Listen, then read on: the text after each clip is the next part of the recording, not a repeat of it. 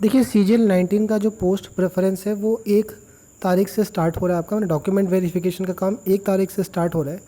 और इसको लेके कुछ क्वेरीज़ हैं आपकी, जो कुछ बड़े ही कॉमन से डाउट्स हैं, तो वो सारा कुछ मैं इसमें कवर कर रहा हूँ।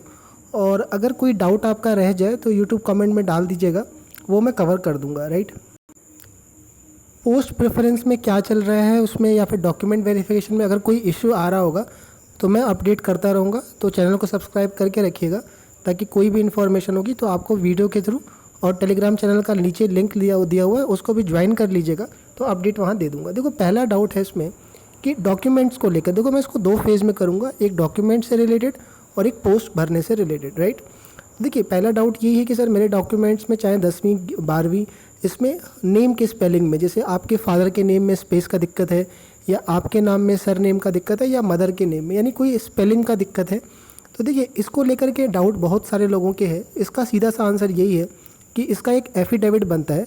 एफिडेविट आप सिंपल सा बनवा सकते हो उसके लिए, लेकिन वो एफिडेविट ज़्यादा लेते नहीं है। राइट, आपसे पूछेंगे भले ही, और कोई करेक्शन होता है तो वहाँ पर करेक्शन के लिए वो बोलेंगे आपसे, आपका जो पूरा फॉर्म है जो आपने भरा था वो दोबारा से वहाँ ओपन हो जाता है और पूछा जाता है कि कोई करेक्शन है फादर के नेम में, मदर के नेम में, तो वो आप कर सकते हो। देखो आपकी डेट ऑफ बर्थ चेंज नहीं होती, आपकी जो कैटेगरी है, जैसे मान लो अगर आप यूआर में हो और सोचो SC ST या OBC करवा ले, तो वो चेंज नहीं होता, बाकी सब कुछ चेंज हो जाता है आपका। राइट, तो इसको लेके परेशान ना होइएगा। स्पेलिंग का मिस्टेक है, नाम के इसमें स्पेस का दिक्कत है, वो चल जाता है। अगला डाउट है कि सर मेरे साथ ये दिक्कत है कि ग्रेजुएशन में हर साल की मार्कशीट नहीं है, कंसोलिडेटेड है, एक ही है, और मेरे एडमिट कार्ड पे लिखा हुआ है कि हर साल का मार्कशीट चाहिए। तो देखिए अगर आपकी यूनिवर्सिटी नहीं देती है, जैसे DU में आपको एक ही मिलता है, तो वो एक्सेप्टेबल है, उसमें कोई दिक्कत नहीं है। कई लोगों का ये भी है कि सर मेरे 4 साल में से किसी 1 साल का मिसिंग है, तो वो भी चल जाएगा, फाइनल ईयर की मार्कशीट लेके चलना। कई लोगों का ये कहना होता है कि सर देखा जाता है आपका एलिजिबिलिटी क्राइटेरिया, वो कहाँ से देखा जाता है, डिग्री से देखा जाता है कि मार्कशीट से। तो आपकी जो मार्कशीट का जो date of result declaration, result कब आपका डिक्लेयर किया गया, वो देखा जाता है, न कि प्रिंटिंग का डेट। प्रिंटिंग का डेट अलग होता है आपका, और रिजल्ट डिक्लेरेशन का डेट अलग होता है, तो वो उसको देख करके आपका कट ऑफ डेट निकाली जाती है। कुछ लोग के कहने हैं कि सर हमारे कॉलेज ने अभी हमें डिग्री नहीं दिया है और सिर्फ प्रोविज़नल मिला है, और कई लोगों का ये भी कहना है कि सर प्रोविज़नल भी नहीं मिल पा रहा है, यूनिवर्सिटी जा रहे हैं। देखिए प्रोविज़नल जो है आपके अपने कॉलेज से मिल जाएगा, तो प्रोविज़नल से काम हो जाता है, आपकी जो आपका DV हो जाएगा, ज्वाइनिंग के टाइम पर भी ज्वाइनिंग भी हो जाएगी। जब आपको ओरिजिनल मिल जाएगा डिग्री, तो आप लाके जमा कर सकते हो, उसमें कोई दिक्कत नहीं है। और डिग्री पे जो डेट होता है वो देखा नहीं जाता, जो मार्कशीट की डेट होती है उससे देखा जाता है। मान लीजिए आपने 18 में किया है और डिग्री आपको 21 में मिल रही है, तो 21 वाला डेट नहीं देखा जाएगा। अगला डाउट है कि सर जो प्रोविज़नल है, ये प्रोविज़नल होता क्या है, और प्रोविज़नल अगर मिल गया तो ये क्लियर कब होगा, कौन करेगा इसको। देखिए अगर आपका जो कास्ट सर्टिफिकेट है, जनरली OBC और EWS के लिए, इस बार SC ST के लिए भी मेंशन किया गया है, लेकिन वो कोई तुक नहीं है। तो अगर OBC और EWS के अंदर अगर आपका कट ऑफ डेट जो 25/11 दिया गया है, 25/11/2019, इससे 3 साल पहले का बना हुआ है, और इसके 6 महीने बाद का भी डेट उस पर पड़ा हुआ है। राइट, यानी कि आपका 180 दिन के बाद भी, तो आपका ये वैलिड होता है आपका। राइट, लेकिन अगर इसके बीच के इसके इस टाइम पीरियड के बीच का नहीं है, तो आपको फिर प्रोविज़नल दिए। मान लो आपका 2014 का है या 2021 का है, तो आपको SSC प्रोविज़नल देगी। प्रोविज़नल में ये होता है कि आपका जो स्टेटस होता है, 3 स्टेटस होता है DV के बाद, या तो आपको क्लियर मिलेगा, या तो प्रोविज़नल मिलेगा, या तो आपको रिजेक्ट कर दिया जाएगा। राइट, तो रिजेक्ट बहुत कम ही रीज़न में होता है, क्लियर या प्रोविज़न देते हैं। अगर प्रोविज़नल देगा आपका, प्रोविज़नल मिलेगा आपका, तो ये डिपार्टमेंट में जब आपके रिज़ल्ट आ जाएगा, आपको पोस्ट भी मिल जाएगी, रिज़ल्ट में लिखा रहता है वहाँ पर PPP आ गया आपके, तो उसका मतलब आपका स्टेटस प्रोविज़नल है। जब डिपार्टमेंट ज्वाइन करते हो तो ये चीज़ डिपार्टमेंट वेरीफाई करता है। डिपार्टमेंट वेरीफाई कैसे करता है, CGL का ये सीन रहा है कि सबका वो उन्होंने डॉक्यूमेंट्स ले रखा है और वो अपने एंड से वेरीफाई करेंगे। MTS में ये था कि MTS में लोगों से कहा गया कि आप इस डेट के बीच का लाके जमा करिए, तो वो डेट के बीच का बनवा पाना मुश्किल हो पा रहा है बैक डेट में, तो उनकी ज्वाइनिंग में दिक्कत आ रही है। CGL में कोई दिक्कत नहीं आया है, केवल एक UDC को छोड़ के।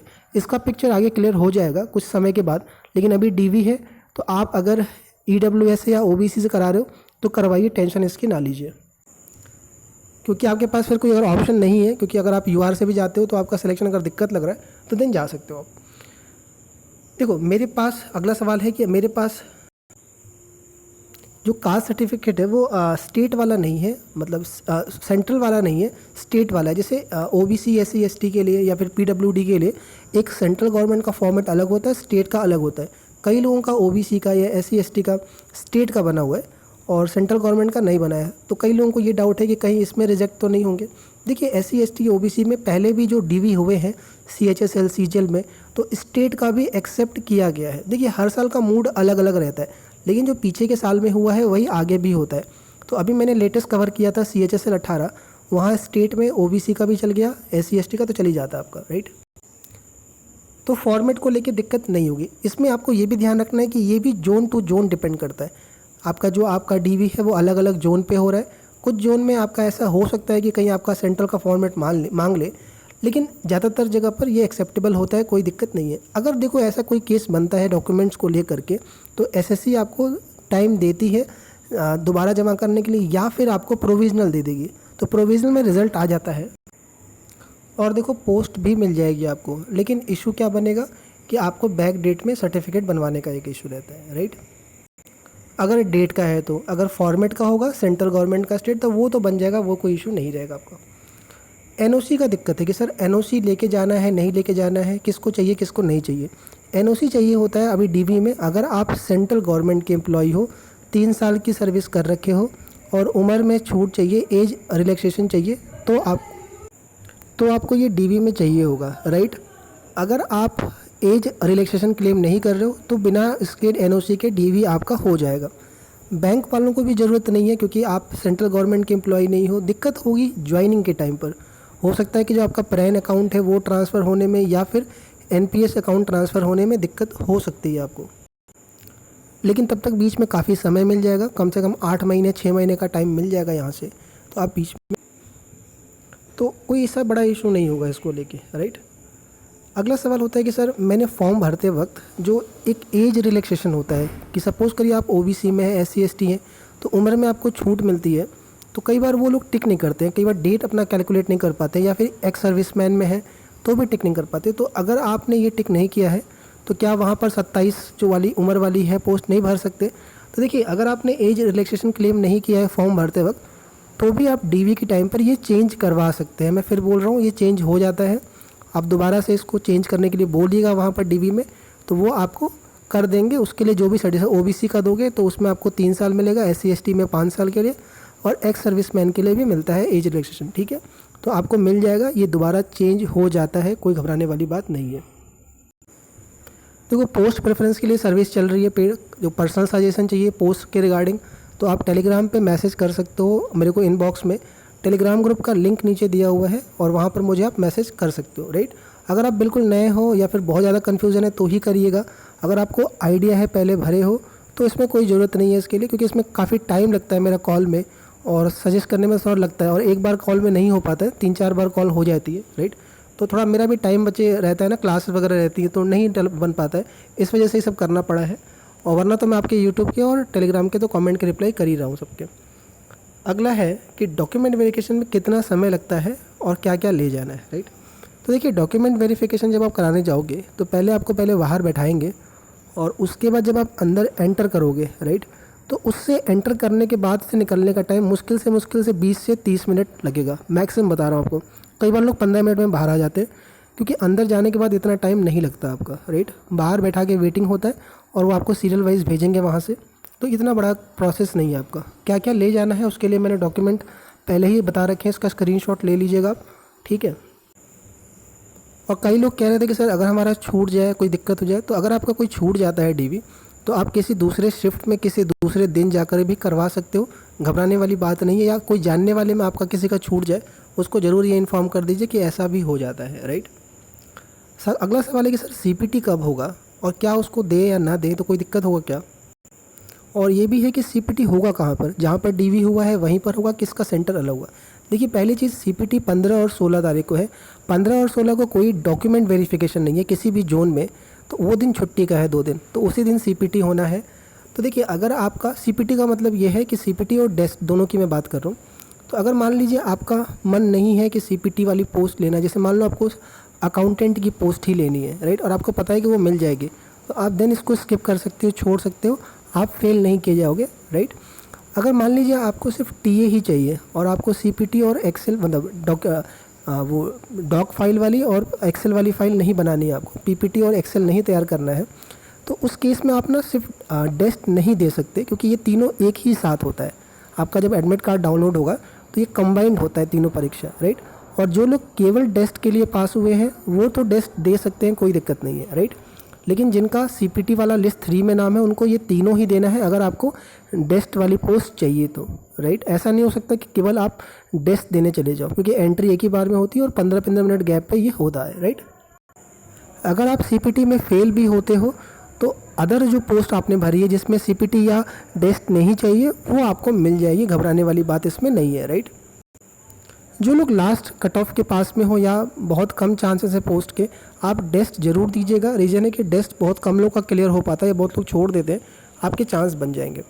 अगला सवाल है कि सर मेरा नाम लिस्ट 4 में है या फिर लिस्ट 3 की कट ऑफ में लास्ट पर, जैसे 624 गया है तो 625 नंबर है 626, तो क्या मुझे डीवी में जाना चाहिए, और दूसरा बात जाना चाहिए तो क्या भरना चाहिए। देखिए अगर आप लिस्ट 4 में हैं तो भी आप सारी पोस्ट भर सकते हो, अगर आप लिस्ट 3 में हो तो भी आप सारी पोस्ट भर सकते हो। लेकिन होता क्या है कि लिस्ट 4 का आपको पता है कि अगर चांस होगा तो सिर्फ 2400 का ही चांस बनेगा, तो 4600 और 2800 का चांस बहुत कम है। इसीलिए लोग कहते हैं कि सिर्फ 2400 भरिए, लेकिन मेरी राय है कि लिस्ट 4 में हो तो 2400 2800 भरिए, कोई घबराने वाली बात नहीं है, राइट। अगर आप लिस्ट 3 के कट ऑफ पर भी हो, 624 पर भी हो, 25 पर भी हो, तो भी मैं आपको राय दूंगा कि 2800 और 2400 दोनों के सीक्वेंस में ध्यान रखिएगा। 2800 नहीं मिलनी सही बात है, लेकिन आप 2400 और 2800 दोनों का ऑर्डर रखिएगा, राइट। अगला जो डाउट है वो ये डाउट है कि सर मान लीजिए मेरे नंबर जो है, मान मैं एग्जांपल पहले भी समझा चुका हूँ कि 540 नंबर है और मेरे से कम किसी के 538 नंबर है, राइट। मैं एक एग्जांपल ले रहा हूँ, 600 मान लो, 640 है, 638 है, और 640 मान लीजिए मैंने शुरू के पहले नंबर पर डाला जीएसटी, दूसरा डाला डीए और तीसरा डाला मैंने सीजीए, तीसरा ऑप्शन है मेरा सीजीए, और 638 वाले ने पहले डाल दिया सीजीए। तो क्या मेरा पहला अगर जीएसटी नहीं मिलता है तो क्या जो 638 वाले ने पहले डाला है सीजीए उसको मिल जाएगा, मुझे नहीं मिलेगा? क्या ऐसा है क्या? तो ऐसा नहीं है। अगर आपके नंबर ज़्यादा है 640 तो आपकी सारी एक नंबर से लेके जितने भी पोस्ट भरा आपने सारा चेक किया जाएगा, और जो कट ऑफ आपकी मिल रही होगी जहाँ पर आपको पोस्ट मिलने लायक होगा वो वाली पोस्ट आपको मिलेगी, राइट। और बाकी जो नीचे वाला है उसके बाद उसका नंबर आएगा। तो ऐसा बिल्कुल नहीं है कि आपसे नीचे नंबर वाले ने कोई पोस्ट ऊपर रख दी तो उसको पहले मिल जाएगा, राइट। अगला सवाल है कि सर ये सेल्फ अटेस्टेशन क्या है, कैसे करना है इसको। देखिए जब आप जाओगे वहाँ पर आपको बाहर बैठा देंगे, आपके जितने भी डॉक्यूमेंट्स है सबकी फ़ोटो कॉपी जो होगी वो ब्लैक एंड वाइट ही ले जानी है, उस पर आपको अपना साइन करना है, अपना सिग्नेचर, उस पर लिखना है सेल्फ अटेस्टेशन और उस पर डेट डालनी है, राइट। ये काम आपको वहीं करना है, घर से नहीं करना है आपको, क्योंकि वो बोलेंगे वहाँ पर। घर से भी ले जाओगे तो कोई दिक्कत नहीं, लेकिन वहीं कर लीजिएगा, मुश्किल से 3-4 मिनट लगता है आपका, राइट। तो ये सारे डाउट मैंने लिए थे। अगर कोई डाउट और है तो लिखिए, कमेंट में लिखिए आप, मैं ज़रूर रिप्लाई करूँगा, और अच्छे से दीजिएगा, सब्सक्राइब करके रखिएगा, और कोई भी नया चीज़ें निकल के आएंगी डीवी में आप तक ज़रूर पहुँचाऊँगा, राइट।